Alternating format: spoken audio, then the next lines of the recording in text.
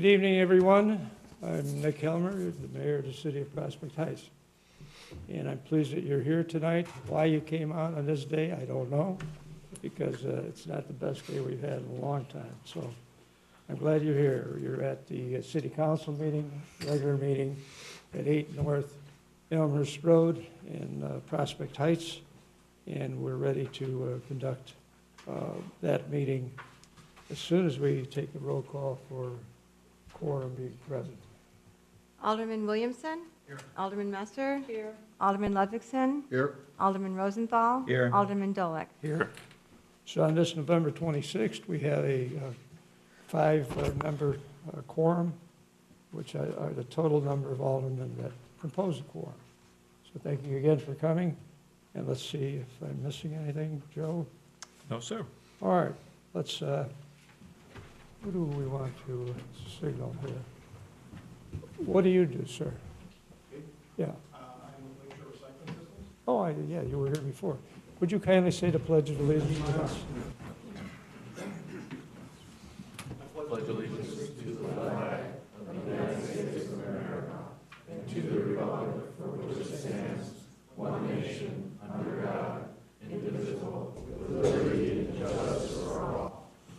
Thank you very much.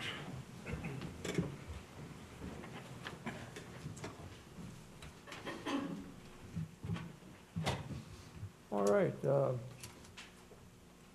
Mr. City Administrator, would you take us through the invocation?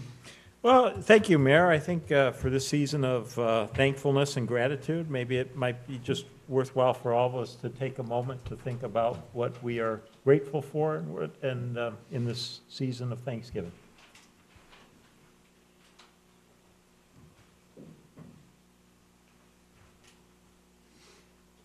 Thank you.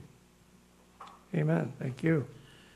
The approval of minutes, are you doing that, Joe, or is our clerk? We do have the regular workshop minutes from the November 12th meeting. Are there any additions, corrections?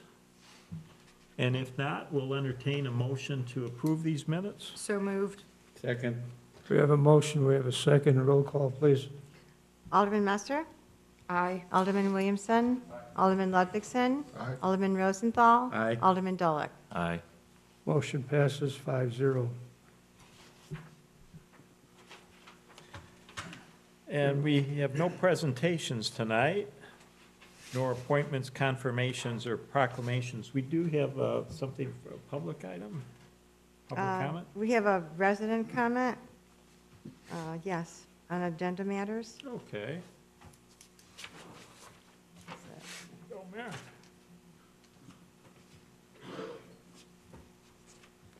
Nico Bubaris, are you here? Come on up. State your name and address and your concern. Oh, okay. My name is Nico Bubaris, 501 Love, Prospect Heights. My question is for the board, and we're going to be finding out later, I'm hoping, the pricing for the sewage and waste, because since 2011, you guys made the ordinance where you guys are required, that every area is required to go with whatever company you guys had. And as the years have gone by, our prices have gone up to the point where we are now spending 47% of our association's budget just to pay waste. And what we're here today, a few of the board members are just trying to find out pricing and everything, and I'm hoping in the presentation or discussions today that we'll be understanding where we're going and everything, because last time when you guys decided, kind of jerry-rigged us into figuring out that we had to go this way, and we had no way to get out of it. We couldn't negotiate with the company, we couldn't do anything. Before, we had a little bit of freedom, and I understand this is the way that the city has decided to go. We're just wondering, will the city look at options where sometimes for single-family home, you might go with one company, for multi, you might go with a different one, or is it just going to be one going forward? Counselor, it is not on the agenda. How do we want to handle this? So we do have I believe the residential commercial solid waste item is on the agenda for a Okay. presentation. So I think some of your concerns will be addressed during that discussion, which is going to shortly follow. I just expected that Yeah. you would ask questions later on, so Yeah, I was I mean, surprised to we be asked. generally, we like to take questions on agenda matters, independent of the actual discussion, because the discussion is supposed to be with the council. So now we often are flexible in that, so if there are specific questions that you may have after the presentation, it's up to the council's discretion to entertain those. Perfect. Thank you so much. Yep. Thank you. Joe? We do have staff elected officials and commission reports, beginning with the Chicago Executive Airport Report presented by Director Scott Sayward. Thanks, Joe. Well, I'm here from the airport, and just want to let you know, I want to just, aside from that, I wanted to just thank everybody, the teams at the city for the snow removal. It was probably the heaviest snow I can ever remember for a long time. So it was a tough one, but streets are clear and things are safe, so we appreciate that. Going back to the airport, mayor, aldermen, city officials, and the residents of Prospect Heights, happy to be here tonight to report on the current and upcoming events for this month for CEA. Right now, as you know, the winter operations, the airport crews worked basically all night battling the storm. And the airport was closed for several hours because it fell below, the runways fell below the safety thresholds, but with the use of chemicals, and the main runway was opened in the morning, so aircraft operations are pretty much normal on the main runway 1634. The Hawthorne hangar, you may have seen the construction of that other hangar. That's the second Hawthorne hangar that's now open, and Hawthorne's now utilizing that. The master plan open house will be Tuesday, December 4th from 5 o'clock to 7 p.m. at the Ramada on Milwaukee Avenue, and everyone is invited to see the latest on the airport's master plan, the study, and provide their comments and feedback. So that's at the Ramada on Tuesday, December 4th, 5 to 7 p.m. There'll be a short introduction video and several visual aid stations and subject matter experts to educate and inform there. Noise committee meeting is also the same week on Wednesday, December 5th at 6 p.m. And that's at the administration building by the airport. Everyone's invited to join in the quarterly noise committee meeting and to hear about the latest airport efforts to address aircraft noise. There will be an update to the residential sound improvement program, and that'll be on the agenda for that meeting. And then the U.S. Customs facility, the board of directors will hear presentations by the architect regarding the building design and cost of the future U.S. Customs facility. U.S. Customs is working with the airport to allow time to determine the exact location for it, because since the master plan is being formulated now, it has to be in the right location. So Customs is working with us on that. And it should be decided once we're in the final phase of the master plan. So the construction may begin, could begin next calendar year. And then finally, there's an economic impact study. The airport will be engaging in a local economist who's familiar with economic benefits of airports to evaluate Chicago Executive Airport's economic benefit to both Prospect Heights and Wheeling and the surrounding communities. The last economic impact study was over 10 years ago, so we're looking forward to this welcome update. And that's what I have for the council tonight. Is there anything I can answer questions on? Program you and I went to. Go ahead. Scott, we just want to thank the airport. The mayor and I attended a program, you were working with District 214 last week, and also Lewis University, about vocational opportunities for young people in high school or in college. And as we understand, there's a projected shortage of people in the airline support industry, whether it's pilots or mechanics or runway people. And we just want, it was a very impressive afternoon. And the airport partnering with the District 214 and Lewis University, it was And it was great to see the enthusiasm of young people that Yeah. are looking ahead for their career, so. Yeah, thank you, Joe. We're really excited about that because, in fact, it's so popular that I think the program's already full from Wheeling High School. So it looks like it's going to be a really benefit to the community. And then if you've driven down Milwaukee Avenue and you've seen probably some of the signs that say they're looking for, entry-level maintenance people, and that's, it'll certainly help in all cases. So, yeah, we're looking forward to that, and it's just starting, but I think it's got a great future.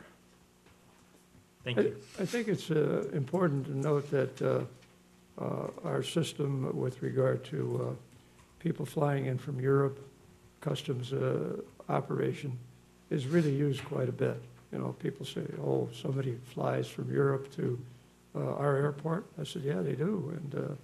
And customs wants to be there. Yeah. But they want the facility that they can operate properly and satisfy the FBOs, the fixed base operators. So touch on that a little bit. How many, events happen every year? Events. It varies, Mayor, from month to month, but it can be, sometimes we'll have 60 or more events.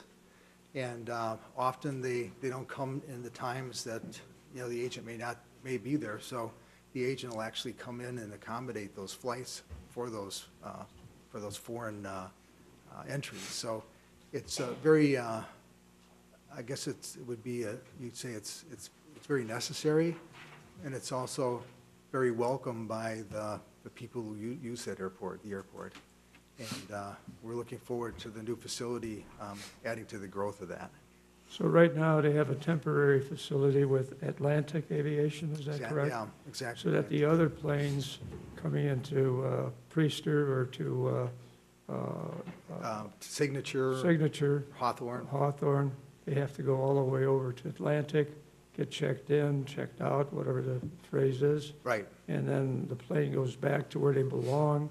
yes. And where do people get off? I mean, if they're on this side getting picked up by a limo or whatever, it's inconvenient to our customers. It's inconvenient to the people that are doing the checking. And we're kind of in a hurry with that. What's your timeline on that? Well, New I know that facility. we want to put it up as soon as possible to accommodate those needs. On the other side of it is, with the master plan not being finalized, we're not quite sure of the configuration of all the different spaces. So until that, we're certain of the spaces, which probably will be in about 3 to 4 months, then we can go ahead and begin. But we're already proceeding on the physical, the actual, the design of it. And we have a proposed spot where we think it's going to go, and more than likely it'll go, but it has to be confirmed, because the last thing we want to do is put up a building that its usage may not be used right. Right. Questions from the alderman, please? Anyone? You're good. Thanks for coming out Off this the hook. evening. Thank you all. Thank you. Thanks, Scott. The next item, B, residential, commercial, solid waste recycling and landscape collection request for proposal discussion, request for council decision. There are a few points to make about that tonight, and first I'd like to go to the gentleman's question. The reason we've bundled all of the solid waste and recycling costs together is, quite frankly, we believe that we can get a better price for the entire community that way. There are scale economies that come with that. There's also concerns of, by controlling the number of carriers that are on our streets, it protects our streets. The highway engineers have estimated that compared to an automobile, a double axle garbage truck, heavily weighted, is worth thousands more times than individual cars. So that's a way. We have primarily asphalt streets without curb and gutter, so it's a little extra care for that. So that's the number one and two reasons are scale economy within our bundling the services, the care for the streets. And then the third item is, I believe since probably the late 1980s, when we committed to the Solid Waste Agency of Northern Cook County, it would be that all of our garbage would go there. We didn't segregate townhomes or residential, that it all had to go there. So that's a way to control it. We are in the process now of going through a request for proposal process to select a competitive bidder, and I think at the end of the day, we will have a less expensive price for most likely all of the areas, whether it's single-family townhomes or multifamilies. But just to bring council back to where we were, I think October 22nd was our last meeting. And at that time, we identified the carrier vendors as number 1, 2, and 3. Since then, one of the carriers came back, Lakeshore, and they had noted that there was something that they left out, and they submitted a second and then also a third proposal. And I think just in fairness for tonight, certainly from a staff recommendation, is that we would allow the other vendors that opportunity as well. But importantly, the 3 vendors that made service proposals, and I think overall they were all, Peter, if I'm not mistaken, just as an aggregate number, they're all cheaper than what we are paying today. But an important factor for the council to consider tonight is how important is it to the city that all collection remain on a Friday. And that's important to our vendors, that they know whether they should go further in the process or not. I understand for some people it's been Friday, you could set your clock to that, you set your calendar to that. On the other hand, there could be a significant pricing advantage if the city opted for other days within the week. It would remain consistent. And I know oftentimes people are resistant to change if their garbage has been picked up on Fridays for what I understand is maybe the last 12 years. That could be difficult, but I will advise you that a number of communities split their service, and we could do it. There's any number of ways, whether it's Wheeling Road or Route 83, whatever, where it might be Wednesday and Friday or Tuesday and Monday or whatever. But that's a question that we're asking for the council to consider if that is important, and then also what is the value for that.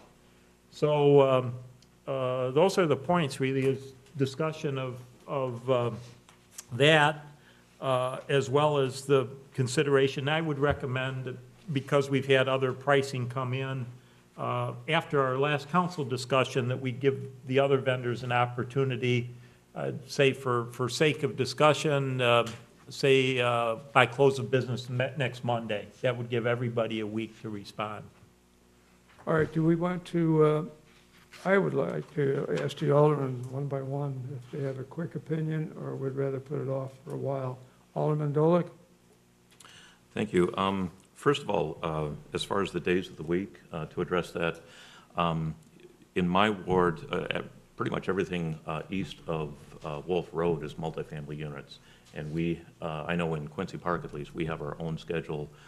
We collect on Mondays and Thursdays.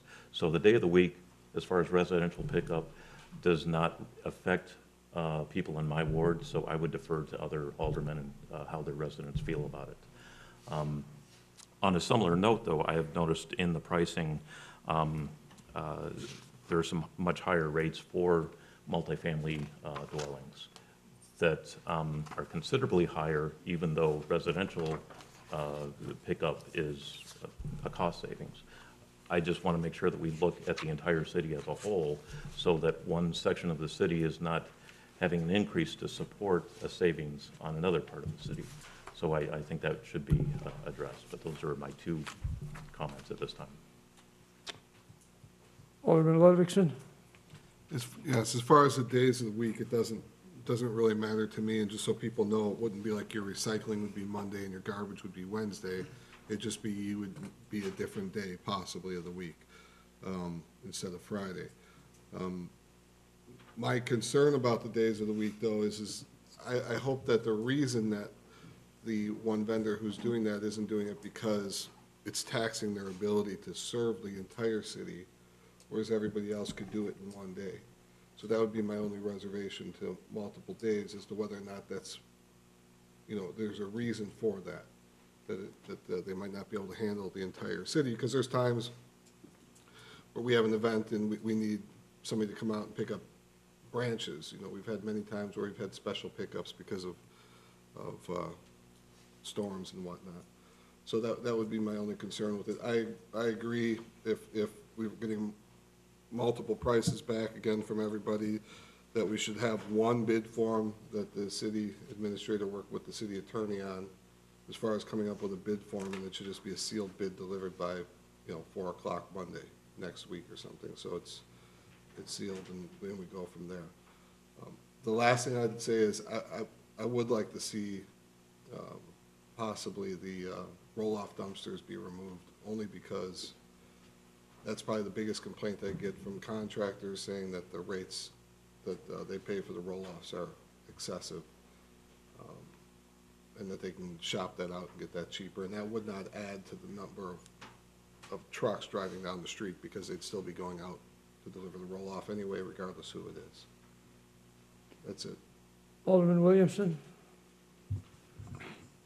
Thank you. I've gotten mixed feedback on days of the week. I've had some people that have said that they want to stick with Fridays, and others that have said they really don't care. So my opinion is, I don't personally care what day of the week it is, as long as, the trash gets picked up once a week.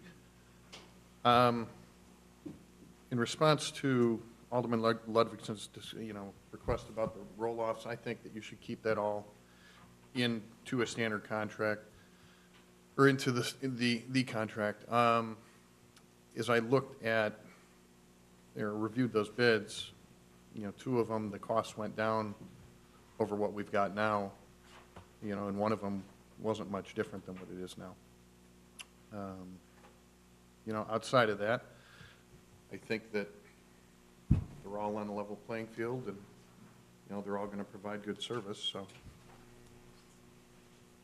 And to your point, Joe, you had mentioned that Lakeshore had come and they'd given a second bid and a third bid. Well, I don't know that that's an ethical thing.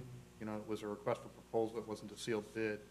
And secondly, Republic didn't come with their proposal until after the due date anyway.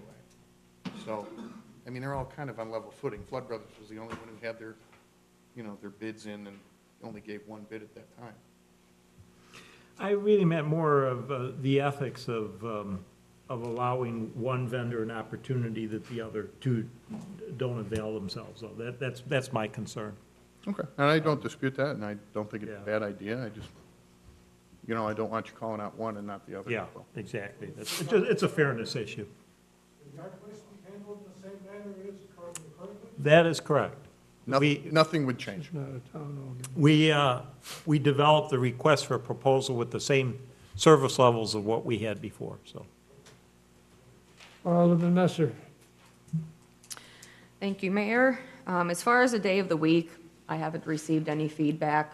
A couple people that I reached out to personally didn't seem to care what day it was, so that's not an issue from my standpoint. On this little pamphlet that we were given today, that everyone has in red and gray, I'm against item 3. I think, like Matt mentioned, there's one vendor that has a huge increase to one section of the city only. And we need to do what's best for the city as a whole. So even if it's a 2 or 3% larger decrease for one area, to have a large increase to another part of the area isn't really helping the city much. And as far as Joe's comment about a final bid, I'm open to whatever my fellow aldermen prefer to do as to that matter. Alderman Rosenthal? First, as far as the day of the week, I have no opinion on it one way or the other. There was mentioned that if we did change the day of the week, there would be, did I understand it correctly, there would be some kind of a decrease or an adjustment that's based upon what day of the week we were looking at? Well, the pricing that has been proposed is the lowest is for one that is a vendor that has multiple days of the week collection. So that discount is already within their proposal. In that particular vendor. Yes. Okay, I'm in favor of us, if we're gonna be looking at one, we should be looking at all of them.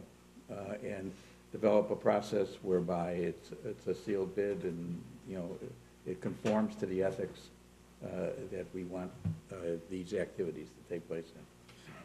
Go ahead. And, what that day is, I'll leave that up to you. So, Mr. Mayor, if I may interject? Yes. Thank you. So just to clarify, this isn't like a public works bid. This is a request for proposal.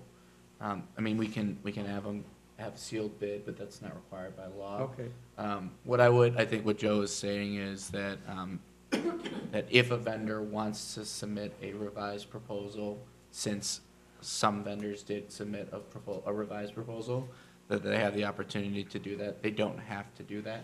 And that the council, once we set a deadline of next week, then once the council has that information, they make a decision based on that information. But there wouldn't be further revisions. That would be the intent of my comments. Do it with the formality that we need and we require in these situations. So what process? Are we giving direction to staff? Is that what we're doing? Or do we need a resolution or? So, I mean, we would, I would ask for a motion to direct staff to solicit final proposals for vendors to be received no later by the end of business on Monday. And that the council will take those final proposals into consideration to make a decision at a later council meeting. I've heard almost everyone say 1 day a week. Is that what we're going to put the requirement out for? Or can it also be for 2 days a week? I mean, are we talking about costs? Or are we talking about what day of the week or what 2 days of the week that trash should be picked up? Mayor, do you mind if I answer that? Yes, sir, go ahead. Regardless of any proposal, it's 1 day a week. Okay. Okay? Total. So, right now, you get your trash picked up on Friday. Okay? The day of the week may change. So instead of being Friday, it would be every week on Wednesday instead of Friday. But nobody said if they're gonna change that day or not. But it would still be just 1 day a week. All right, so And that's, every week the same day. Right. that's where we're heading, so, But if I might clarify, for another section of town, it might be a different day. Right, but for each, wherever you live, It's- it's going to be that same day every Exactly. time. It's not going to change. Right. It's consistent. yes, go Just a ahead. quick question. What, if this has probably been the most talked about bid process we've had in a long, long time, and it's down to very specific criteria, and everybody agrees with this, all the vendors do, and the council understands it. The only difference is one vendor says he's gonna do it 3 days a week versus 1 day a week. That's the only difference. Correct. Can I ask, what would we be evaluating if these bids come back and they're brought to us and shown to us? I mean, isn't it really just a matter of accepting whoever comes in with the lowest bid as far as an overall, like we've used the overall monthly amount as the ranking as to how we're gonna decide, what's the best offer. Right. Otherwise, we're gonna get into, well, it's 50 cents more if we use this guy for multifamily, and it's 20 cents less for this.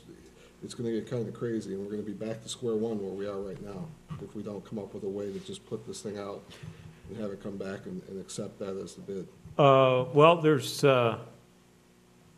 there is a subjective element, as I think there's been discussion tonight. We can come back, as we have, with an aggregate pricing or value to the city. But within what makes that rate is the three components: single-family, townhome, and multifamily. And that, I think, is probably for something for the council to discuss, because if a vendor comes back with a very good rate at single-family, but it has also maybe the most expensive rate for multifamily, than a, decision. There's not really a cookbook as to how you would decide this, Joe- because it's in 3 different So can I make a comment on that too? segments. So Pat, so let's say one vendor has a 50% decrease to single-family homes, but a 20% increase to multifamily homes. So it's a 30% decrease overall. But then you have someone else who has an 8% decrease across the board to single-family, townhome, and multifamily. Well, overall, it's only a 24% decrease versus 30%, but if you don't look at the breakdown that they're giving us, you could have someone having a 20% increase. So we need to make sure we look at the I guess breakdown the point is somebody will have a for, 20% for what's increase. best for the city as a So, whole. I mean, now we're just gonna get up here and argue about it versus it being a bid that we accept or reject. I mean, this is a process where there's 3 people, it's gonna be very competitive. None of this stuff is secret anymore. So, I mean, this is all out there. This is I hate to use the term race to the bottom, but that's what this is. So I can't imagine anybody's gonna come back with higher pricing than this. But if we get into this, well, it's an 18% decrease. They're almost all decreases, for the most part. They're almost all decreased from the rate that we're at right now for everybody. Except one vendor One for has a multifamily. very large increase to one section of the city only. Right, but, I mean, there's a 10% swing in single-family rates too between them. So, I mean, we're gonna just get into fighting each other as to which one's best because we're gonna carve out, there's 2 of us in multifamily, 1 in townhomes and 2 in single family. So it's just gonna be a battle. I'm just predicting that if we don't come up with a way. I'm not saying just put it out there and let everybody turn in the price. Maybe there's something I'm not thinking of or a way to do this so that we're not just gonna be up here fighting each other to try and save a nickel for our ward. When I spoke with the others, I don't think there was really much of a battle amongst the aldermen. I think the main thing now is whether or not people thought it was fair to have one final bid or just vote on it the way it is. If I could make an additional comment. Yes, sir. I agree, or I certainly understand your concerns, Pat, as far as making this less complicated, but I don't think we can completely ignore separate, the division of different collections. I think we still have to look at it, as you just said, Laura and I represent multifamily units. As I said originally, I don't think it's fair for one part of the city to pay a large increase to the cost, say, someplace else in the city. I don't think we can completely ignore those different parts to the bids. Right, but I mean, I hear what you're saying, but your rate's half, to be frank, your rate's half mine. So even though yours might be a little bit more, to pay the extra $1 on mine now, I'm paying a much bigger increase for that $1 because I'm paying $1 compared to your, what might be 75 cents or 50 cents. I understand, but if they do put in a significant increase in multifamily units, that's going to translate to higher rent, higher assessment fees.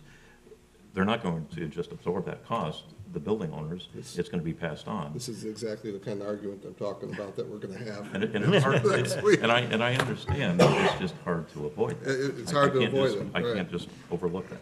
Right, and it's, you have all 3 of these people looking at the same thing, and some of them seeing it completely different than the other.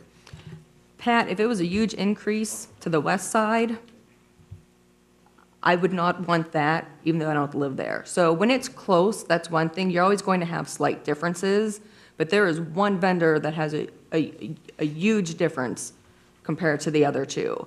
There are 2 that are pretty close with decreases across the board to almost everyone. They vary slightly, so I'm not going to argue one here or one there, that's a vote, and however it falls. But when you have one that sticks out, having a large increase that just jumps out at you to one area, I don't think you can ignore that if you're representing the city as a whole. That's just my The thing you opinion. have to remember is, this is the first time in 12 years, 14 years, that we actually have a market-driven proposal. Before, it's always been a negotiated proposal, and who's to say that for the last 12 to 14 years, the multifamily hasn't been subsidized. And now that's finally coming to light now because this has gone out to 3 bidders who now say, here's what it costs to do multifamily. We've always negotiated with the last vendor that we have, or the last contract we had, twice, I think. So, I mean, this is what it is. Maybe we go by just the total monthly amount and we work out a breakout between there afterwards. We accept the amount based on the monthly amount. Could we do that, Mr. Attorney? Pat, I think you're making it more complicated than what the rest of us are. I don't think so, because, I mean, what are we basing it on? The individual rates or the monthly total of all the rates? I think you need to look at it as a whole. I don't think you can just pick and choose. You need to look at the big picture. You need to look at what's being charged to each of the different sections and the total monthly cost, and see overall what is best for the city as a whole, not just one particular area. No, I agree. I mean, should we use the overall total monthly rate and then come up with individual type rates like we've done before? Well, I think the bids that we've received aren't construed in that manner. So if we said, we didn't solicit bids for a total amount, we solicited bids for various types of services, and those services were priced out by the bidder. So if you're gonna want to say, all right, just give us your best rate total for the whole city, and then we're negotiate from there, that's a new RFP process. Yeah. This is, so, and again, because this is a request for proposal and not a public works bid where you go with the lowest responsible bidder, you can make the trade-off and say, we're not gonna go with the absolute bottom lowest price because we want to, as Laura, it seems to be arguing, that we want to spread the savings out amongst all residents, so that while there may not be the greatest total reduction for the city as a whole, everyone sees a reduction. That's a decision the council can make, but that's something that, frankly, the council just have to decide on their own. What's more important, the total overall reduction, or are other factors? And it appears that changing the date is no longer a factor. The last time we were having this conversation, it was. So now it seems that the only factor is, are the savings shared amongst all residents, or is it really just what is the total savings to the city as a whole? And that's something that the council will just need to figure out. But if you want to change the criteria and do a flat rate, that's a new RFP process. No, I was just asking what we were going to base our selection process on once all these numbers come back. Whatever you want. Sir, do you mind if I chime in and make this even more confusing?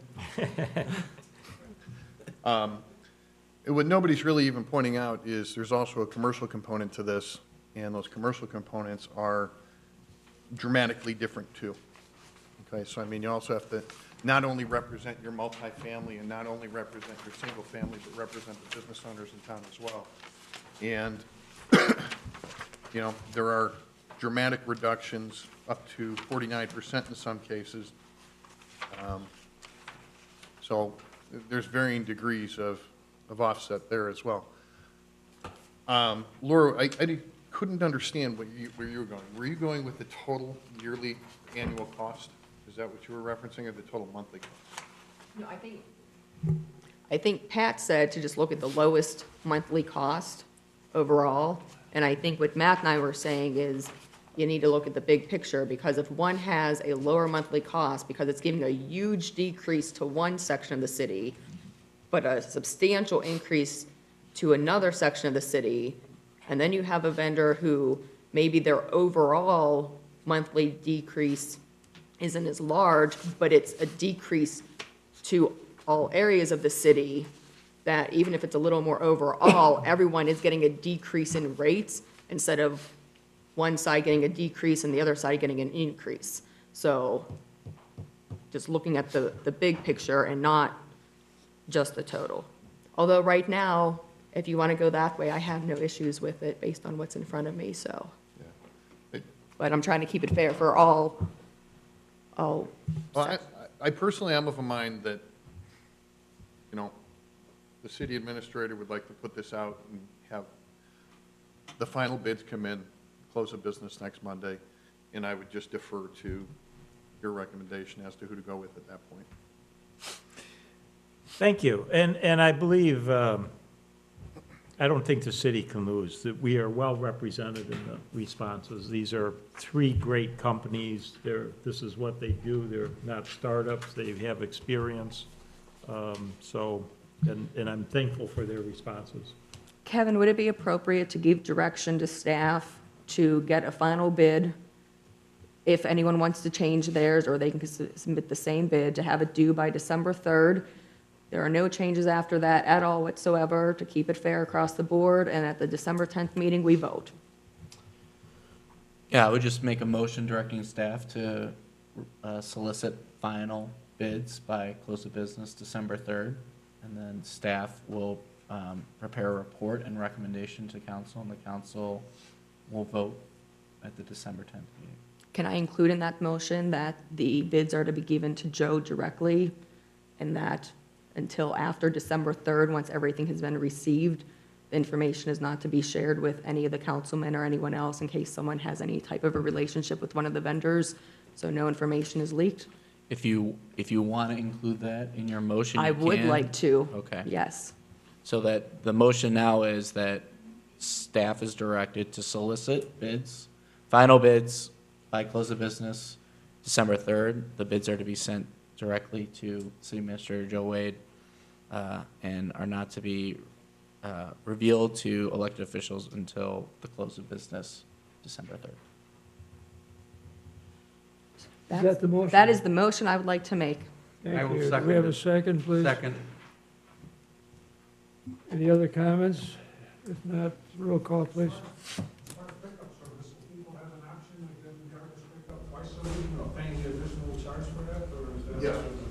It's That would exactly the make- same. Yep. No change at all. Or backdoor service if necessary. It's, Actually, there would be one, there should be full disclosure, there'd be one change. If it's not Republic, there would be a switch of cans, correct? So the only thing that you would notice if it's not Republic is that Republic would pick up your cans, and whoever the new person is would drop off 2 new cans. How long has the new contract been for? 7 years. 7 years? And I heard you mention, I'm not aware of the company, but they're all good companies, and we know by their reputation, that service, the companies we currently have, their reputation, whatever communities they're currently serving is good, and people have been happy with the service. yeah, I would say our incumbent is excellent. We receive very, very, very few complaints. It's a silent service. It's incredibly dependable. But I also, I mean, it's a small world within city management. I am also aware of the satisfaction of the 2 other finalists, and they're also excellent companies. So They're all Yelpable, darling. I would expect, just from experience, from my own experience, there might be 6 or 8 weeks of transition pains, but those things are worked out. All of these companies also too have good communication programs, so I feel very confident in where we're at. We have another question over here. I have a question. One of the problems that we've had recently with calling the garbage service was if we could get an additional larger can, because we have 20 cans a week that we put out of leaves, and we were denied. And even if we offered to pay for them, we were told we couldn't have an additional can. Okay, And this whole city has trees like that. okay. Talk to the guy in If front you of you. get some information on that, we'll see. And just, we have a motion in a second, so Yes. if there's any further debate, otherwise. Roll call. Roll call, please. Okay. Alderman Ludwigson? Aye. Alderman Rosenthal? Aye. Alderman Dolick? Aye. Alderman Musser? Aye. Alderman Williamson? Aye. Motion passes 5-0. And if I may, Mayor, I'd like to introduce Dave Van Voren. He's here tonight from he's the Director of Solid Waste Agency of Northern Cook County. Dave is our expert on this for municipalities. When we constructed this RFP and got market information, pricing information, he's just been just an incredible resource. Somebody at my point in my career, I might do this 5 or 6 times in a career. Dave does this throughout the membership on a daily basis. So I just want to thank you, Dave. We've benefited from your help greatly. One of the points that I take away from this is that Joe was correct. There was a tremendous response from the hauling users to come out and service Prospect Heights. It's not often residential contracts come up for bid. And the haulers the incumbents love to continue to be incumbents. They do great service. It's not often that these contracts come out for bid. And you had more than 3 vendors that submitted bids. These were the 3 finalists, and you had almost a good representation from all of the major haulers in the Chicagoland area. There was a point of clarification early on about the difference between hauling on 1 day a week or hauling multiple days during the week, and the difference in capital investment by the hauler. 1 day a week to service the town of Prospect Heights requires X number of trucks to pick up all 6,000 homes in 1 day. And we're just talking about, or 3,000 homes in 1 day. We're just talking about the single family in the town. The multifamily are scheduled already Monday, Tuesday, Wednesday, Thursday, depending on when the multifamilies need service.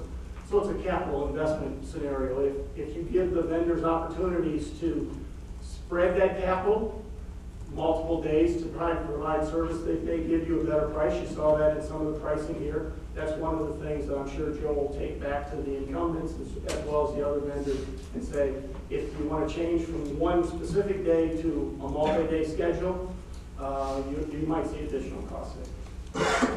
Be happy to answer any additional questions. Prospect Heights, as with all of our 23 members, are charter members to the agency. And we're happy to provide disposal service on an aggregate basis for all 23 towns. Thank you.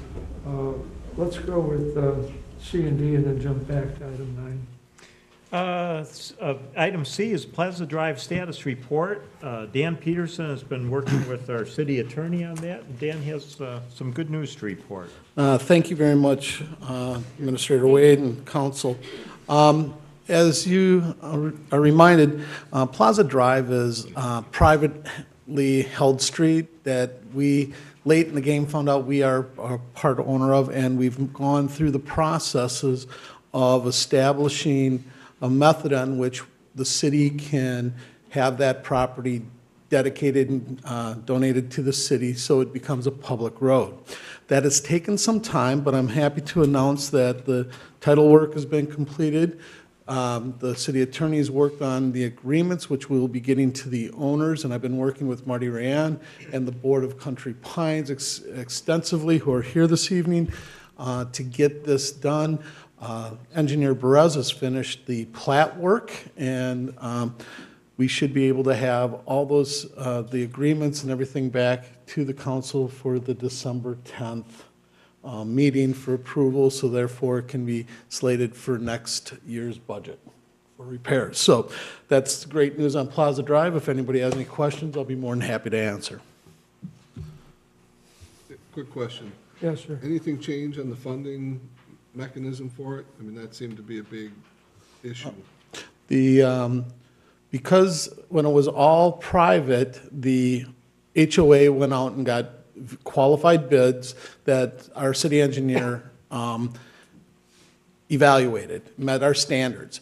Based on that, their cost was determined, and they have committed to contributing that level of funding, which is about $63,000, and they have it dedicated, it's all set to go, and that's incorporated into the agreements. Okay. Excuse me?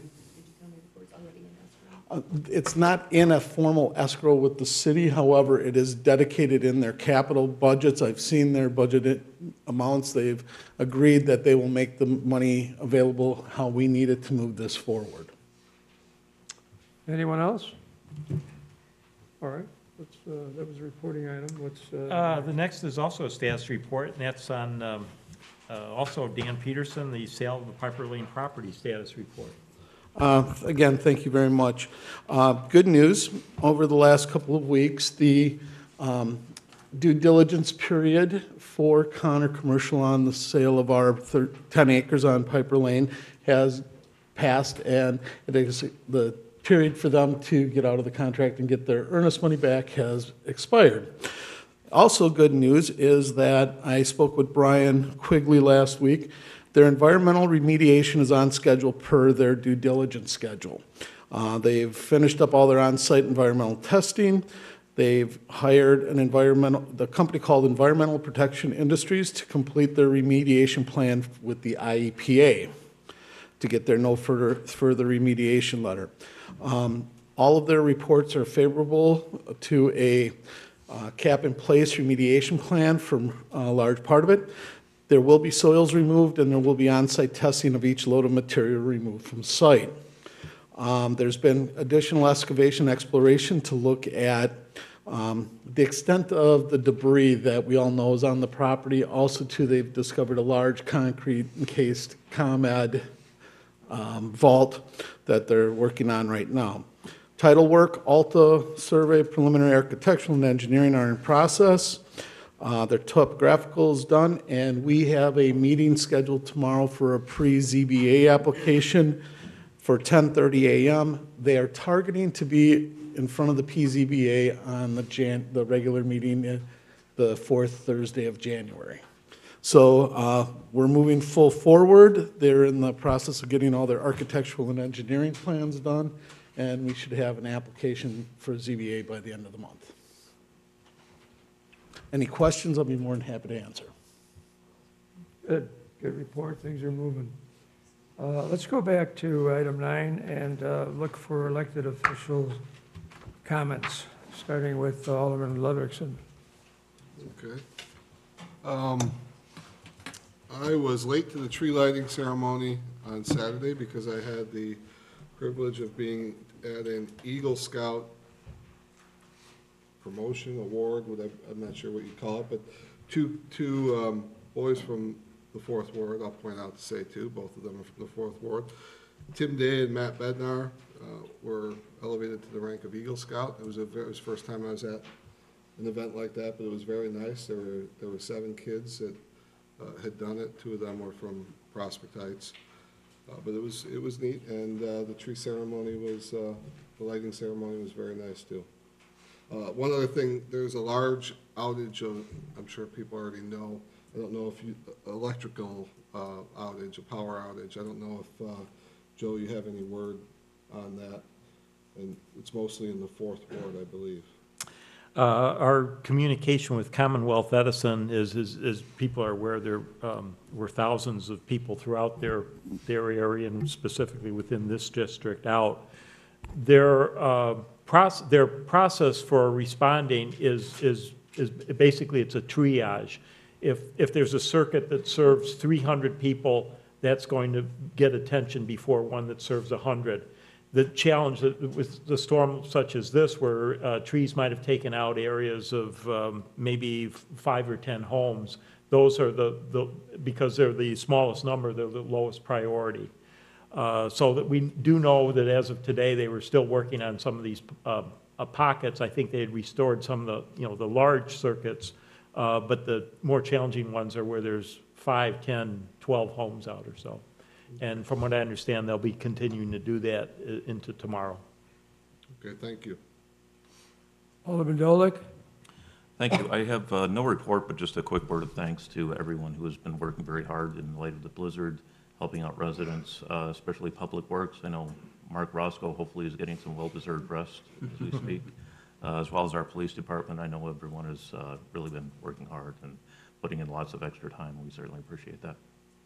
Alderman Rosenthal? No report at this time. Alderman Messer? I have no report. Alderman Williamson? I'd like to echo the sentiments of Alderman Dolick. I know everybody's been working very hard, it's very tired, so thank you. I can say that I had a wonderful time singing songs with about 100 kids. The problem was they had notes for their singing, I had none. So I had the mic, I would take the mic away if I didn't know the next word, but everybody had a great time. I think it was the best one we've seen. I've been here 8 years, for example, and it was the best one I've seen in a very long time. The idea of moving it over to Marava was a great idea, and basically for parking and just in general, people getting together. Hot chocolate was served. Kids sang. They, half of them, I'm sure, didn't know what they were singing, but they had a good time singing it. And then I gave the microphone to the kids themselves so they could be heard, and they loved that also. Santa Claus, dropped a skid on his sleigh, so we had to bring him in on a fire engine, and everything worked out very nicely. And I know everybody was happy. Problem with one of these situations is that next year there'll be more. And then the people, and the year after that, it will be more. It's like a 5K run. You first get 40 people out to run, and by the time, like at the airport now, we're well over 200-300 people that run on our annual Rock the Runway. So it was great. It was fun. The parents were happy. The kids were happy. And Santa Claus did a great job. Someone did ask me, they said, how come there's so many Santa Clauses around? I see a Santa Claus in every corner. I said, well, Santa Claus needs helpers and so on. I don't know what to say, but I didn't want to, change their trust in adults. So that was my event, and I really enjoyed it. Moving on, Joe, we want to do the staff reports. Michael Ducharme, he's our CFO. What do you have? Michael Ducharme, Director of Finance. I have a number of tax levy ordinances later on the agenda for first reading. Okay, and coming down the line, we have Peter, are you? I'm here, sir. Peter Falcone, Assistant City Administrator, no report, sir. All right, that was quick. And who's next? Dan, you've already made your report? Yeah, no additional report this evening. Okay, Wendy? Just to echo the sentiments and everyone else, thank Public Works for their hard work today and last night. And I hope that we get the electric on. In my office, it was just in the 4th Ward, the power went out at 4 o'clock. So I hope we get it on by tomorrow morning. And coming back to Karen Schulteis, Deputy Clerk. No report, Mayor. Okay, and who's left on at the end? Anyone? The chief? Deputy Chief Jim Zalaki. Been quite busy over there on a good note on our side. The past 2 weekends before Thanksgiving, we're going through hiring full-time officers. We interviewed 41 applicants, so our police commissioner and ourselves had some busy 3 Saturdays and Sundays of going through 41 applicants. Last week, we had a new part-time officer, Mayor Helmer, swarm in here in the afternoon. He's a retired Arlington Heights officer. He spent 20 years at Arlington Heights. Rich Goslin. He started on the streets with a training officer this past weekend, and he should be up and running and speed up on his own soon. The officers have also, we did our annual food drive. They've collected a lot of food over at Tony's the weekend before Thanksgiving. And on the 20th at Harper College, we had so much food, we supplied 140 families with food.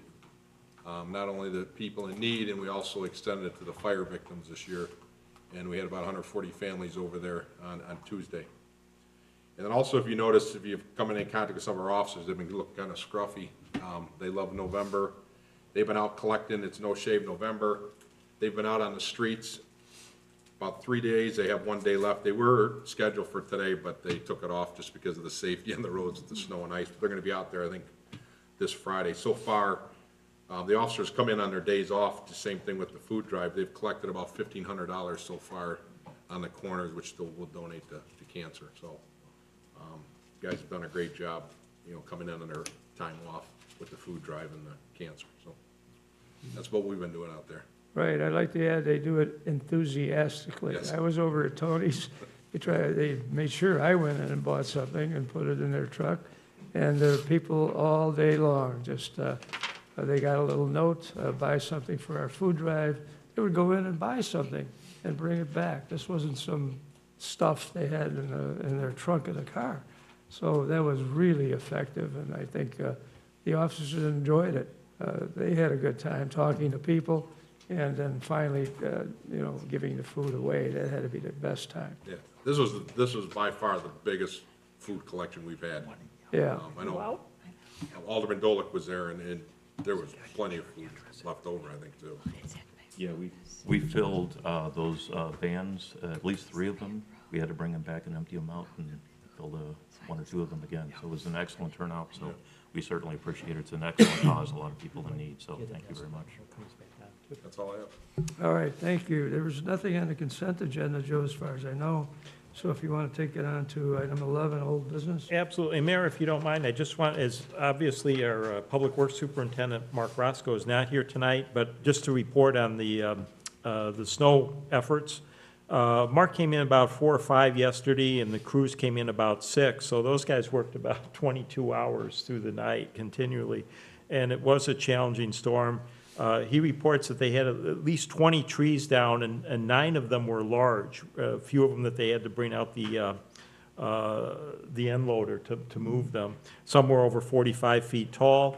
They also had some downed wires, so this slowed the efforts. But they're getting some rest tonight, and they'll be back at it tomorrow. But it's just that 6 guys, 6 hardworking guys working through about a 22-hour day, so we're very thankful for their efforts. And you're right, we have no consent agenda, but we do have leftover old business from a table from our last meeting. The ordinance approving a special use permit for an automobile storage facility at 1326 North Rand Road in the city's B3 Commercial Wholesale and General Services District. And that's brought over from our last meeting. All right, so we want to, this is the second reading now, so it's time to make a decision, I believe. Joe, you're welcome to come up and greet everyone and say your piece, and then we will go on with the council doing their job. Thank you. I'm Joe Eberhardt from Village Cycle Sport, and I feel I went through the application process and passed the zoning board, answered their questions, was approved by the zoning board, and then I heard the concerns of the aldermen here, and I did hand out a sheet that answered the concerns before the last meeting that I felt answered any of those concerns. So some of those were that other lots would be parking vehicles there on their property, and I explained that I'm on a B3 lot. There's only 3 in my area, not including the airport in the city, that could ask for this permit. So I don't think that's going to be a problem. There was concerns that it would not look good from the street, and it's covered by the building, the car dealer on the other side. Looks like the car wash would be going through on the other side, and it's the back 50 feet, 60 feet of my lot that's 350 feet deep. So it's pretty secluded. And then another concern was there was no income coming in to the city, and the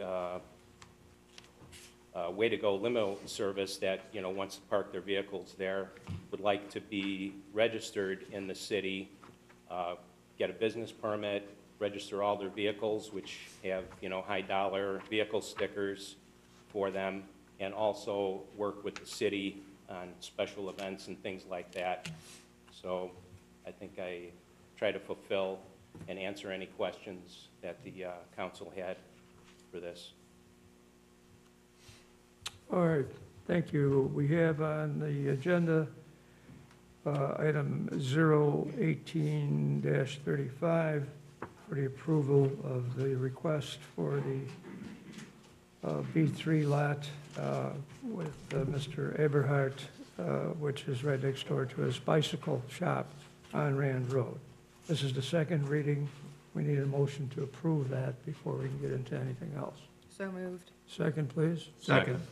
We have a motion, we have a second. Discussion? I have a question for legal counsel. Yes, sir. Yes, ma'am. In the letter that we received from Village Cycle, it said that they would be willing to try it for a 1-year period to be reviewed again, and that it could be limited to just the limo parking. Can we approve it that way, or would it have to go back in front of the PZBA for that restriction, or how? would we properly proceed if we wanted that to be included? You could amend, you can amend the special use ordinance on its face if you want to include that requirement. That would, assuming the applicant is agreeable to that amendment. The way, now, the issue with that is you can have compliance requirements for special uses, but the duration requirement wouldn't be applicable. So you can have a compliance, say we would require, yearly review for compliance to ensure that you're complying with the terms of the special use. Now, the issue is if there isn't compliance, you have to do a special use revocation hearing, which is a separate process. But that is one alternative that you can do if you want to include that language in there. You can include compliance and annual review language. Okay, and am I reading correctly? So it looks like the PZBA approved it with no semi-truck or trailer parking. And the letter from the owner of Village Cycle said that he would be willing to restrict it, at least for the first year, to just the limo company. But he's willing to restrict the additional paid parking. I'm asking counsel, legal counsel, thank you. So can you tell me what page of the packet the letter is on? Here, do I just look at my printout? It's easiest, thank you. So, in your question was? Is this the page you're looking at? Okay, the paragraph before, thank you for reviewing, says I'd be willing to try 1 year period and restrict the additional paid parking to Way to Go limo. Mm-hmm. So I think restricting it to just the limo company takes it a little bit farther than no trucks or trailers. Correct. I mean, and if you wanted to amend the special use ordinance to include that language, you could include that language to say it would be restricted to that specific vendor, used by that specific vendor. Okay. So then I have a question for you, Yes. Mr. Eberhardt. Yes. So after a year, I mean, it's still going to be no semi-trucks or trailers, but after a year, would you want to open it up to vehicles besides limousines that weren't trucks Well, or what I trailers? talked to or- with the zoning commission was the possibility of like a boat or an RV if somebody needed a place to store it, But if this was the restriction for the first year, I would ask for that again after a year. And then, you could see how how it went with the limos and, Okay. Consider that or not. And I would think an RV would fall under the trailers being prohibited, would it not, Kevin? I'd have to look at the trailer definition in the code, but Dan is shaking his head. No, the discussion was RVs and boats and those types of uses are not under commercial vehicles. We have a recreational vehicle ordinance in which we have size restrictions within town on what can be parked in a residential lot. This parking would allow certain residents who have an RV or boat that's restricted in an R1 district to have a place to park. So the Plan Commission, PZBA, was amenable to allowing RVs and those types of uses. They even thought some of our commercial trucks that didn't meet our new commercial truck ordinance, as long as there was no storage of commercial trailers and construction materials and equipment. That was the restriction as it came out, but the RVs and boats was discussed as an appropriate use because of the lower impact, the noise, the amount of times they're in and out. So Kevin, but we can restrict it to just limos, and if we have that compliance within a year, if he wanted to park something besides limos, he'd have to come back and get that approved. If we approve it today with the restriction of just the limos. So what I would suggest is I would amend the special use application and the ordinance to permit only limos. And then the applicant could come back and apply for a new special use in a year. Because and that way the council can determine whether or not they want to expand it at a special use hearing. Because that expanding the use outside of limos, in my opinion, would be a new special use that would require a new PZBA hearing and a new consideration by the council.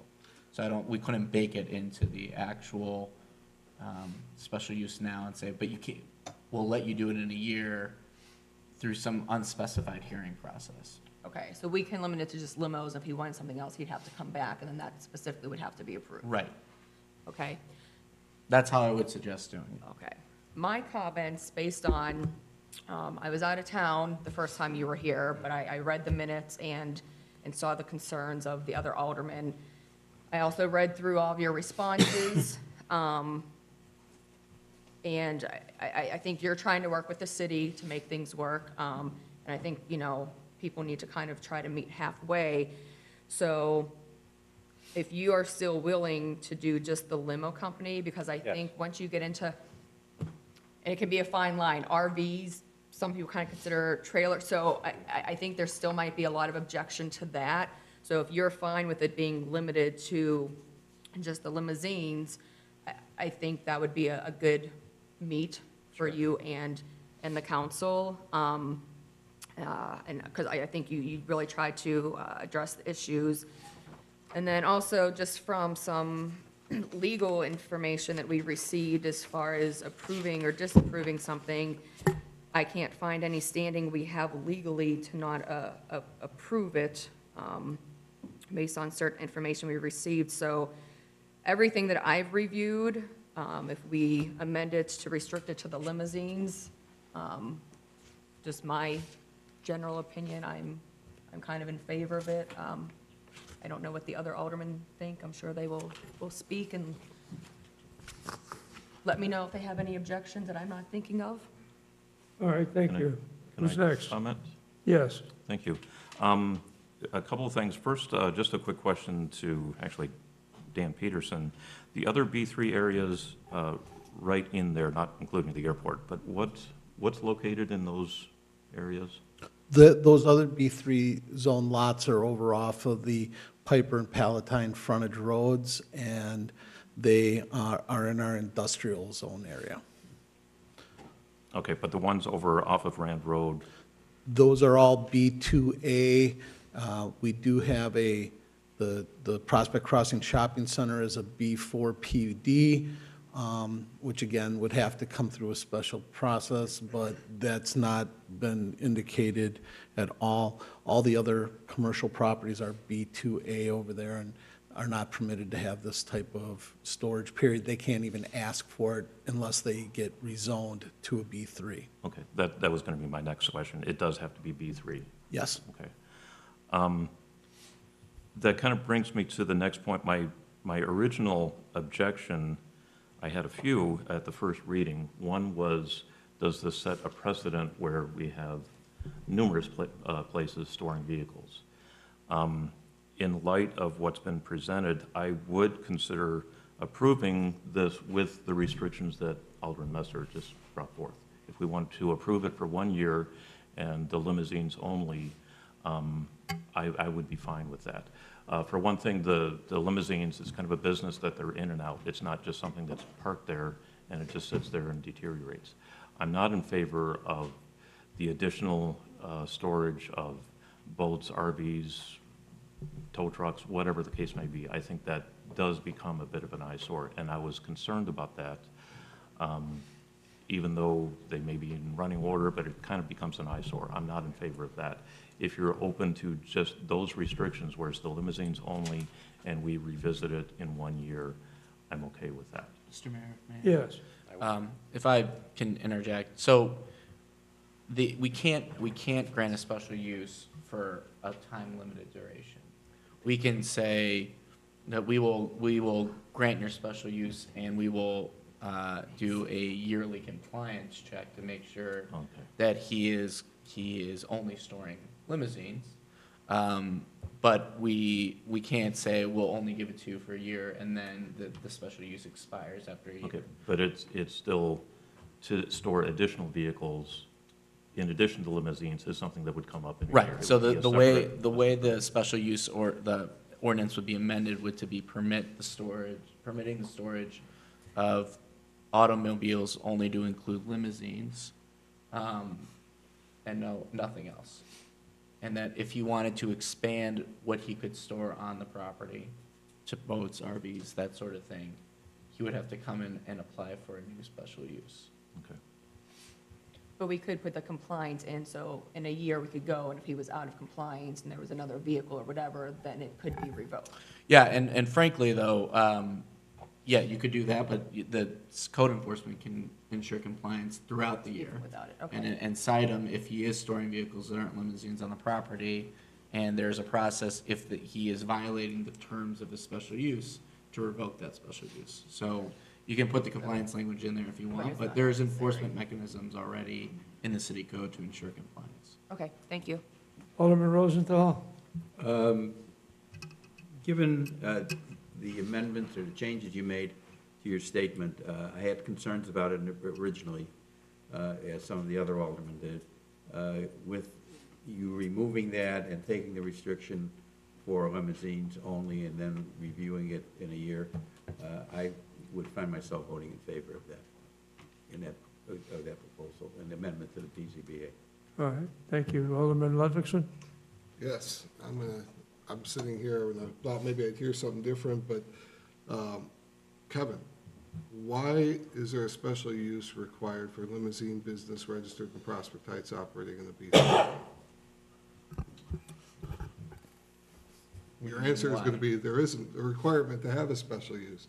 If this business, if Way to Go Limos is going to rent the space from you and have a business operated with an address, that's what I heard, register all their vehicles to them, God bless you. That's what I wanted you to do from the beginning.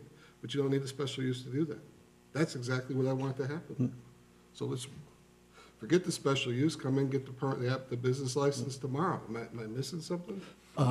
Alderman, yes. He just can't open up the limousine storage business there. No, he said Way to Go Limo is coming. Way to Go Limo, and parking that in a B3, I'd have to go and double check. But because he's not a separate business with a separate building and a separate use, like right next door that has the liquor store and McGill Management, that's under Joe's control. He's owner of the property, he's operating it, he's leasing the space to another business, so therefore, it requires the special use for that additional parking, as was the interpretation, and the additional parking of the other items that were out there. See, I understood it that he was requesting originally to park anything there. Then it got pared down through the ZBA meetings. No, we'll restrict this, we'll restrict that. What I'm hearing now is that you're going to have a limousine business operating out of there. It's going to register in Prospect Heights, register all their vehicles to Prospect Heights.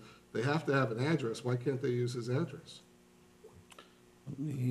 I would have to defer for a couple minutes to read the zoning code on that end, I but think we're making this more complicated than it Well, needs to be. I'm taking a look at the code right now, and automobile rental, sales, storage are all special uses on a B3. Mhm. So I don't think limousine is in here, but I still think there's a likelihood he may, even if Way to Go was to come in independently of him and say, we want to open up shop at this address, we would probably have looked at the code and said, oh, you might need a special use to operate here. Okay. But you're saying that you just want Way to Go Limo to park there and that's it?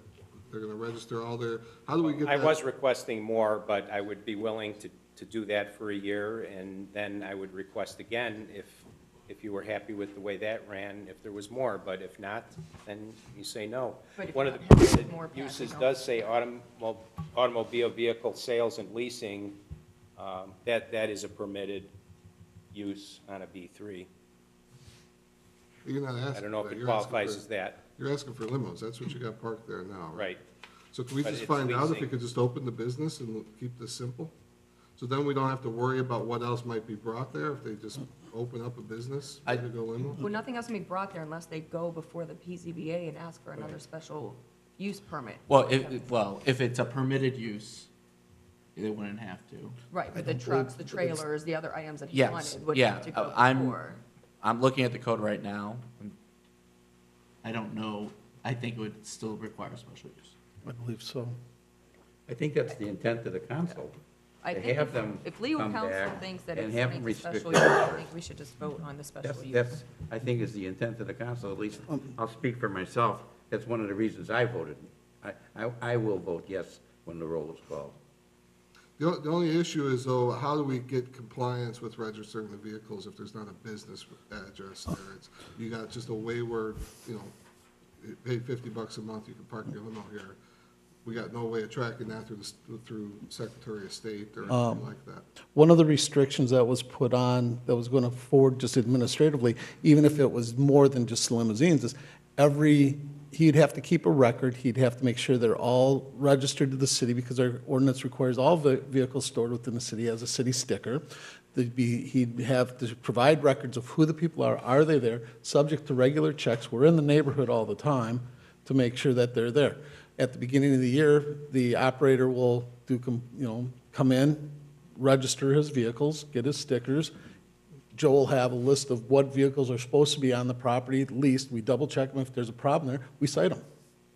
I don't see it any different than any other type of administrative enforcement that we would do out there.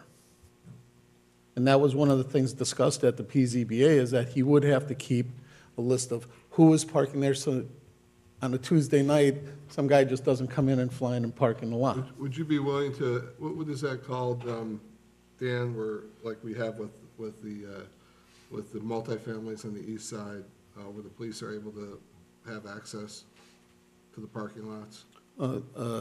Private property enforcement agreement? Is that what it's called? Is that what we have with Willow Woods? Yeah, it's same, we have an agreement with the complex, you can go on there and enforce the no Would you city be willing to do stickers that? and no type of. I'm not sure what that is exactly. You could pull in there and just. Yeah, we check, pull in make there, and sure if we vehicles- see a vehicle that's registered in Prospect Heights that doesn't have a city sticker, we can issue the citation, just like we do we have agreements with the complex.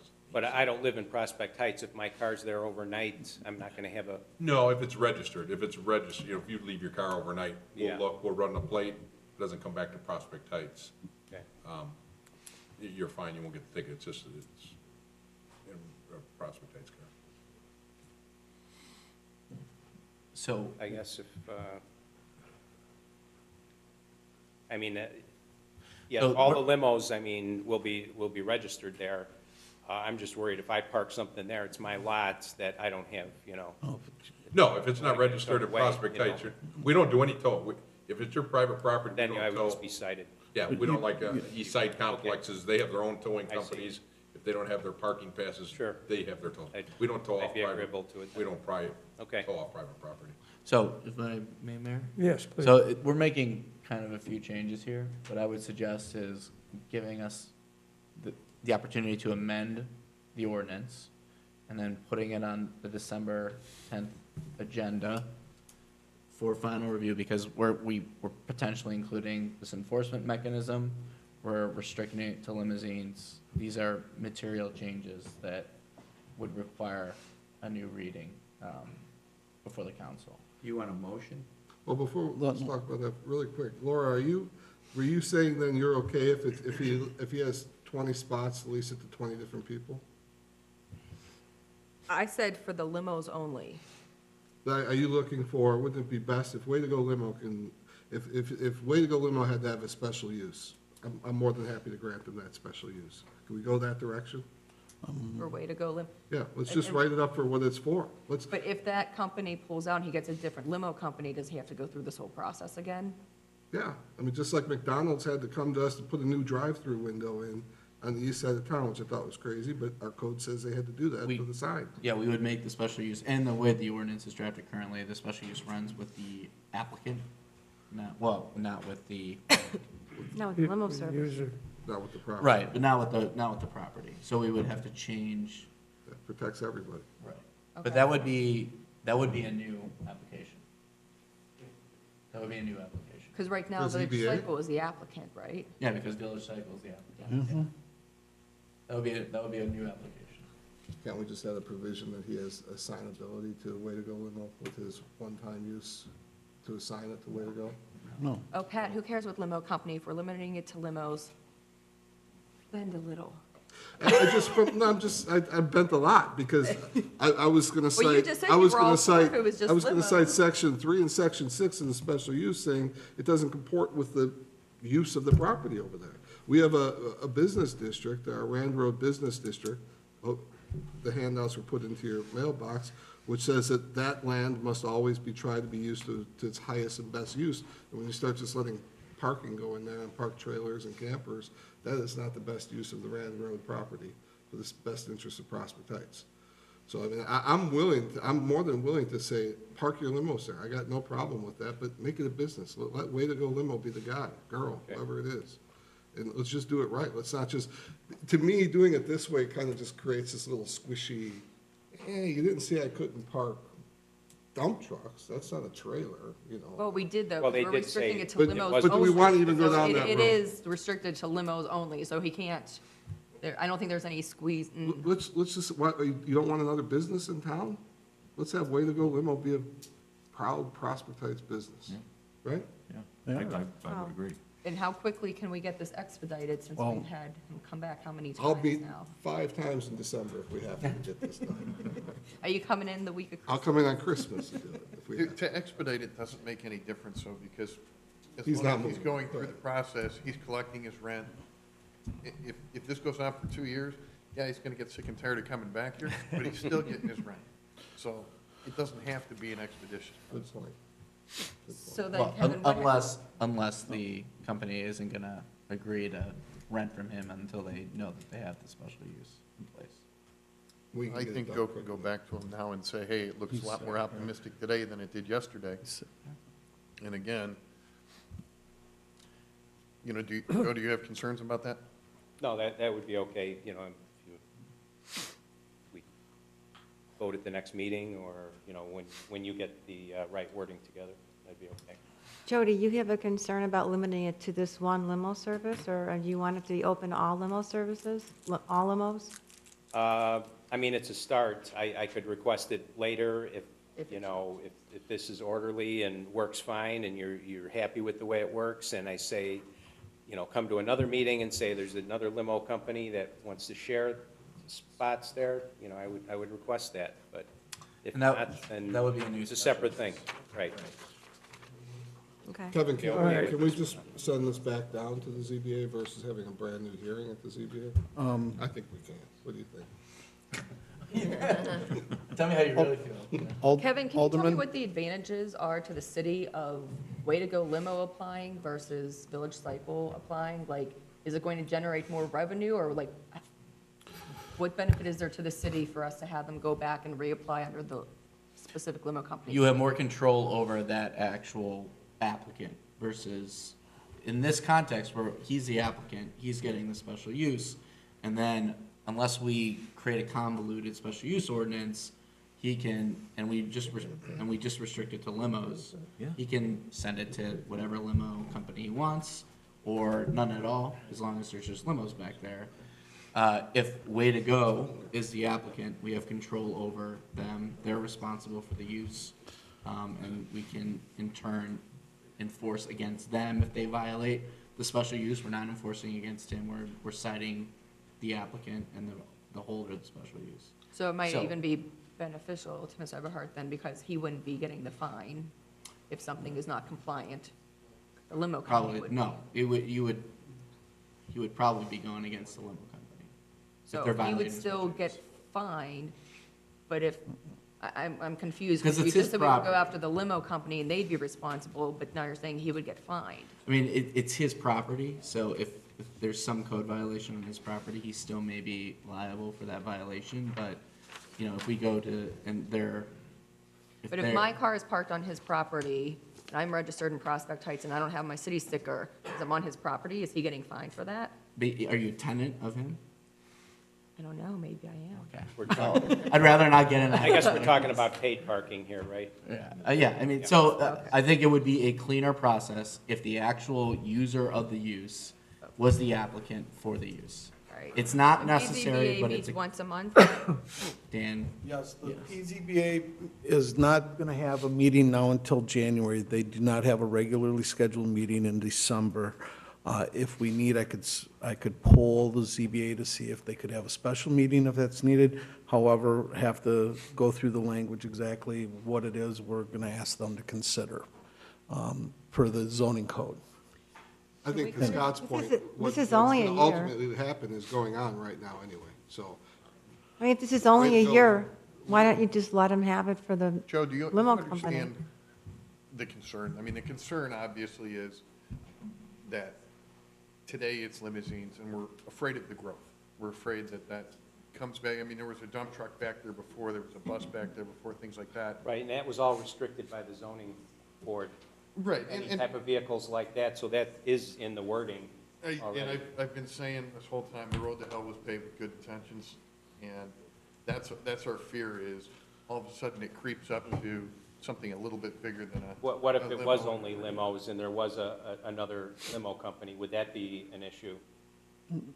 I said I'd be willing to try it for a year with just Way to Go, but maybe next year, what if there was a second one? Is Nothing that- ever stops you from coming back Right. and asking again. But that's the concern is that it starts with this and then it grows. Right. And all the while, you may not notice it, but there's eyes on you and how it goes. And the other businesses are going, oh, well, he got limos. Why don't we get limos too? And, you know, we just don't want to see it. Your property is unique in, yes, you do have 350 feet.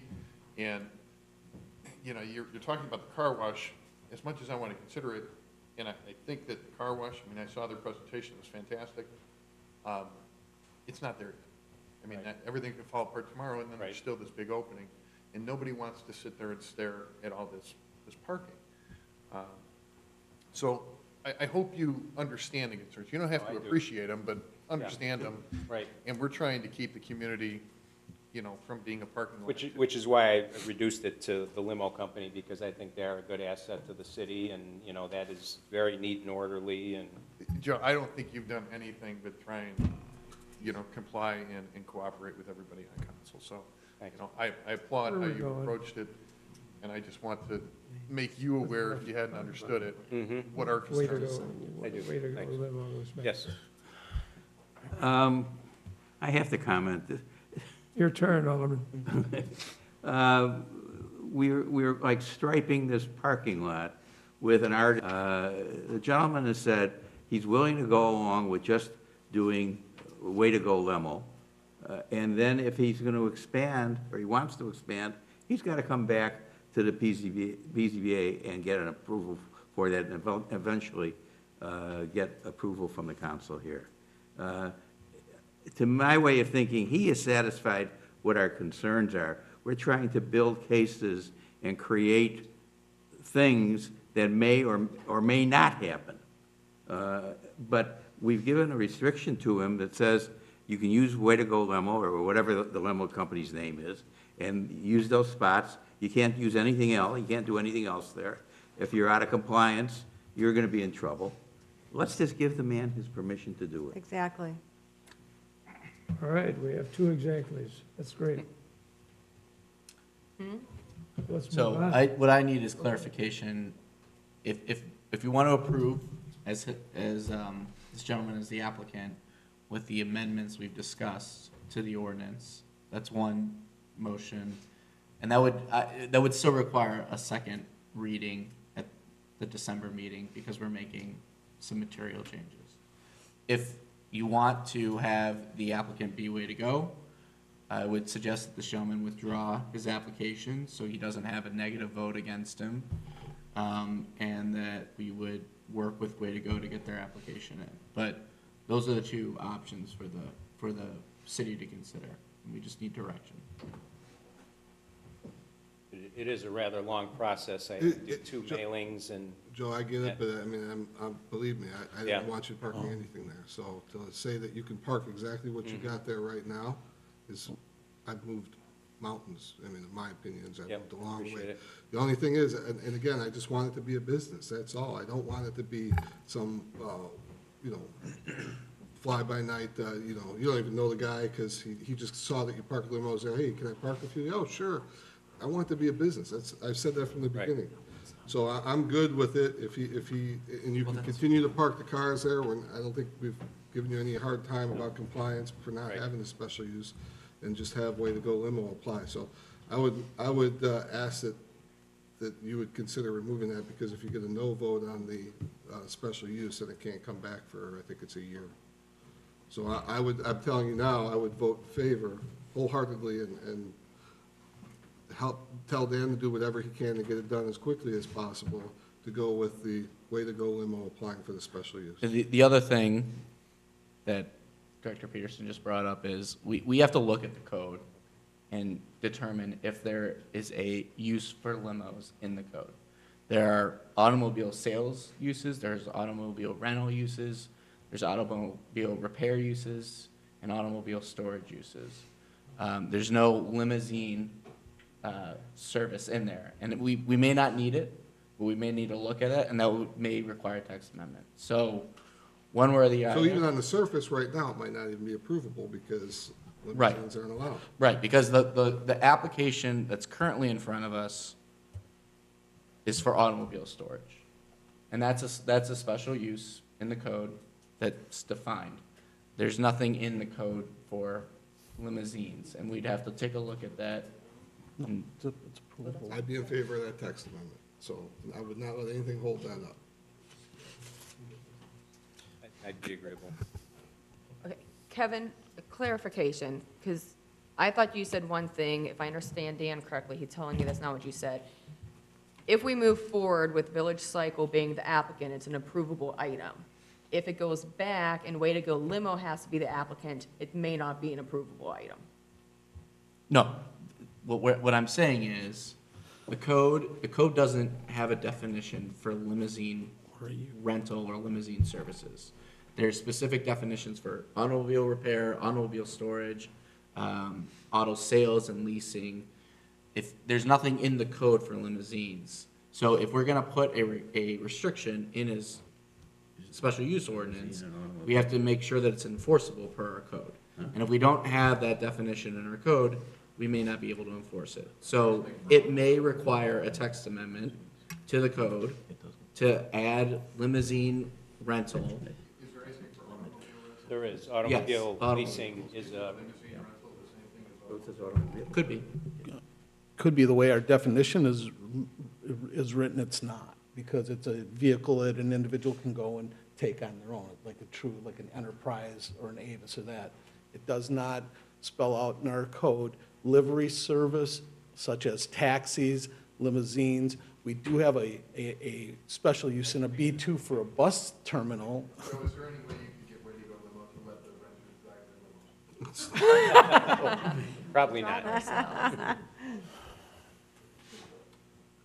So do we just need a text amendment then? There's a possibility we need a text amendment to add a livery, Wouldn't that be right? easier? That sounds like the easiest way. Right. But that still doesn't change the fact that we need to decide if we want to approve it, because it's going to come back. It's got to come back regardless. So it's whether we want to approve it just for limousines or if we want it to be a specific limousine company, Right. which still is just limousines parking there. Right. Yep. Although actually, if you approve it for just a limousine company and they have vehicles besides limousines, and you approve the limousine company as the company and not limousine specifically, couldn't they? Well, that's why we need a text amendment, because we don't have a specific use for limousine rental. All right, so we still need to decide if people want to approve it Yes. with the restriction of just limousines, or if we want the limousine company specifically to be the applicant. Mr. Alderman Dalla, can I ask what your opinion is on this? My opinion, it seems to make sense to me, and correct me if I'm wrong, Counselor, we should get a text amendment, withdraw his application, and have Village Cycle, or I'm sorry, Way to Go Limousine be the petitioner for having a business run behind the Village Cycle. He withdraws, can't come back. He can. And allow him to continue as And, you yeah, are and in the until you meantime, get you that. can allow, we would allow you to continue to store those we until would this actually- is That's the best way solved. to do it. That's what we I'd be are. agreeable. No, you would be doing it voluntarily. So, yeah, you could do that. We could also refer it back to the PZBA, if he's gonna stay on as the applicant. Refer it back to the PZBA, we'd have a text amendment in front of them at the next meeting for a livery service. And then his application would be amended to, for livery services rather than automobile storage.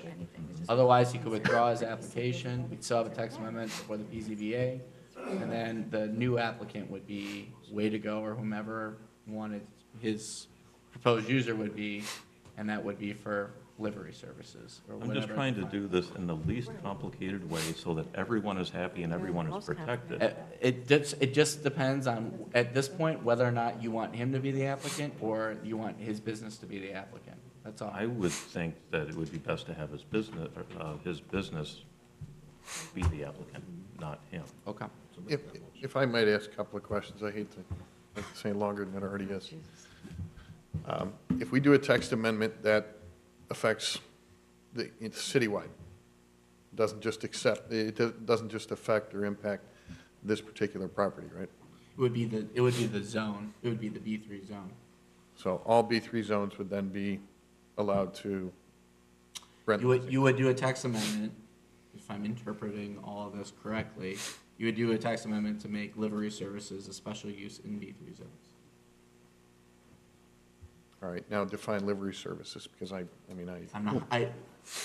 We've had an example in the past, companies that wanted to come and establish a taxi service here in town, allow their taxi cabs, and we have not, they chose not to go through the special use process. They were looking, they didn't want to go through the text amendment process, okay?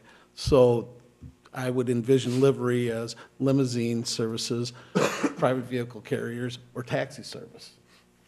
Okay, well, I guess my next question is for Alderman Ludvigsen. I'm all for bringing a business to town, but the business has to want to come to town, number one. But number two, what is the benefit to bringing it to town? Just that it's regulated. I mean, if we don't have, if we just let anybody do whatever they want on their property, to me, that kind of skirts the whole licensing of what you can do on your property. If you just say, hey, I'm going to sublease this to as many people as I possibly can, you've got 22 different people that are dealing with him parking their limousines there. Okay, but you've already regulated it. I mean, you've gotten him to agree to lease it out to Way to Go Limo, solely to Way to Go Limo. You have the police that are able to police the lot and make sure that it's just registered to Way to Go Limo. Outside of that, what more do you want? I mean, I'm missing where you're going with it. They will be required to pay their vehicle stickers. There is a livery ordinance which requires them a livery service to get a license if people are operating in town. It's a minimal fee, but it requires all their company and drivers to register and be approved as livery operators. There's a small fee to it. So, him coming, as I see it, coming through as the Joe leasing it to them, that tenant still has to follow and get the livery license, still has to have his driver's register, still has to get his vehicle stickered, so it does add. But are they registered in Prospect Heights? Where is Way to Go Limo out of? Palatine or? Okay, so they're registered to Palatine. They're not registered to Prospect Heights then. They're just being stored at Prospect Heights. But He would like to register in town and register all the vehicles. He wouldn't like to. He will, but he wouldn't like to. But the way our livery ordinance is written, the vehicles have to be, and our vehicle sticker ordinances, even if they're parked or stored here, the vehicles have to be stickered here. If he wants to operate as a livery service under our current ordinance, the company has to get a livery license and all the drivers have to get livery certifications. So whether his business is registered somewhere else, he still has to follow those components of our city code. Whether he's a standalone business in a B3 as a special use or a tenant under the vehicle parking. And maybe this will help, but usually best practice is if you have a tenant, like in a commercial strip, the tenant comes in for the special use. They may have the property owner in the audience to offer support, but I would prefer to have the actual user of the use have that special use, rather than have it go to the property owner and not to that user. Why didn't you say that half hour ago? Didn't think I'd have to, but no, but that, I mean- it's not a requirement, but that's general practice. But if Not that's my mandatory. legal counsel's advice, I'd be a fool not to take my legal counsel's I advice. think it would be an easier and cleaner process if you had the actual user apply for the special use. Okay, well, then I agree with your assessment, and I will move forward in that direction. Do you need a motion for him to withdraw his application then, or does he just withdraw it now, and then we give direction? Well, no, he can't make we could make a motion to accept his withdrawal. Right, but he has to first withdraw. Yeah, you would have to ask for a withdrawal. And just so you're clear, withdrawing won't negatively impact, like a denial would, your ability to come back and ask for a special use in the future. If you prefer, we could table this again to let things work out, to make sure that you're comfortable and your tenant are comfortable with applying for a special use in the first place. So way to go would need to do the application, the mailing, the zoning commission, do everything I. Right, and it would be heard preferably on the same date as the text amendment at the PZBA. And then, again, assuming approval, those both would come up here for approval by the council. Because we're gonna need the text amendment. And then, now, so that's how I would suggest doing it. So you could table to see if your tenant is willing to go through that process. And then we can always withdraw at a later date. But then it just delays the process. All right, before we No, table. it could be a dual track. It would just, once it's tabled, the council can take up a matter. There's a time limit of something like 180 days or something after a recommendation from this PZBA to act. Right, but we're not meeting again until December 10th. So the point is, if he wants to get this moving. May I interject a he's gonna try to schedule? get a special PZBA meeting. If this would be tabled, well, we can get the right language. The deadline for application for the next regular meeting is December 21st. So if the, wanted to hold off, as I see it, until December 10th to withdraw the motion, figure out whether you want to do it, we still have time between December 10th and December 21st to do the formal application, plenty of time to meet the mailings, and beyond the fourth Thursday of January's regular scheduled meeting, then we'll be back in front of the council on the first meeting in February. And we could waive first And you reading. can waive first reading. And you can, and I just looked at the code, you can table, there is no, unlike variations, there's no deadline for the council to act. So we can table this indefinitely to ensure that this doesn't go away in case something happens with your other option. Okay, if that's the best way to get it done, I'm agreeable to that. I move that we table item 11A. Second. We have a motion, we have a second. Any further discussion? There being none, take the roll call, please. Alderman Rosenthal, I will reluctantly vote yea. Alderman Ludwigson, Aye. Alderman Dolick, Aye. Alderman Messer, Aye. Alderman Williamson. Motion passes 5-0. Thanks, Joe. All right, thanks for working with me, Thank you. appreciate it. Okay. Next item is 12, new business, 12A, resolution approving a renewal contract with Alliant Mesro Financial for property casualty worker compensation cyber liability insurance for the year beginning December 1st, 2018 to December 31st, 2019. This is the same insurance package that we've had last year, as you're aware, we added cyber security policy. Good news that is a slight reduction. Peter, I think it's about $4,000. Last year, as you recall, we took this out competitively and we achieved a savings, I think $50,000, $60,000. So we've had two good years of experience. And I owe a lot of that to Peter Falcone. Peter has developed an accident review safety committee. as well as our department directors, Dan Peterson, Al Steffen, and Mark Roscoe are very safety conscious. And so we've had a good trend. And if are there any questions about this? Well, let's get a motion to approve. So move. Second, Second. discussion, please. So Anyone? is this Someone? just a renewal then for Kevin? Is this just a renewal of the existing policy, so there's no change in underlying coverages or? I don't believe there, yeah, it is a renewal. There's no underlying change in coverages. Coverage is exactly the same as Right. it was last year, just with a $6,000 to $7,000 reduction Yeah. in our premium. And extending the term through 2019. Anyone else, please? Roll call, please. Alderman Williamson. Aye. Alderman Messer. Aye. Alderman Dolick. Aye. Alderman Rosenthal. Aye. Alderman Ludwigson. Aye. Motion passes 5-0. Item B is a resolution relating to the semi-annual review of closed session minutes. Motion to approve. Second. Discussion. Roll call, please. Alderman Ludwigson. Aye. Alderman Rosenthal. Aye. Alderman Dolick. Aye. Alderman Messer. Aye. Alderman Williamson. Aye. Motion passes 5-0. C is resolution authorizing and establishing a city investment policy.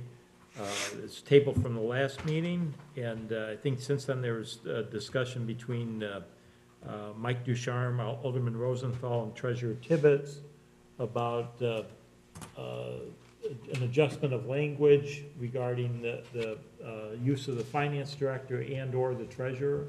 Yeah. I think we've clarified that to satisfaction. I believe that's the case. Yeah. It now says and, yeah. And. Yeah. Motion to approve. Second, please. I have one Go ahead. question about it. As I read the area of the policy that talked about benchmarking and evaluation, it was, to me, somewhat vague as to what kinds of benchmarks we're going to use in order to evaluate the effectiveness of the investments. I believe it's spelled out in the policy. In most cases, we're talking about purchasing certificates of deposit. Okay. I think the benchmark was the 6-month T-bill rate. All right. Well, if it's in there, I just missed it, you can point it out to me. Not a problem. Okay. Need a roll call? We should do that. Alderman Williamson. Aye. Alderman Messer. Aye. Alderman Ludwigson. Aye. Alderman Rosenthal. Aye. Alderman Dolick. Aye. Motion passes 5-0. And item 12D through 12J, I'm going to ask Mr. Ducharme, it's your season, tax levies, budgets begin pretty soon. If you can provide us the information on these items. Do we want to go through each one of them, or? I think we could do an omnibus motion. What we have is, Hold on. at the last meeting, for truth and taxation purposes, we had to provide an estimate of the tax levies that are shown in the packet here this evening. Just as a reminder, SSAs number 1 through 4 are being passed at a $0 amount to reflect the fact that we have a sewer fee that is replacing the property tax that used to be in effect. Other than that, the amounts that are here, Individually, right? Right, that, no motion. It's not a It's motion. first reading. No, it's a first reading. But you can talk about them in one setting. That's, Yeah. I think you said it's the same as last time. Point of Yeah. information. Talked about it last yes. time. Can we, since this is a first reading, can we just do this as with an omnibus roll call vote? there is, Well, don't need there is a no motion vote, it's a at first all. reading. Huh? There is no There's vote. no voting that we have to do. so Right, it's it's just there, first okay. reading.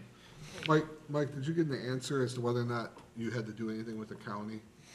Since you're not going to be levying anymore for those, or they just know once you stop that they don't?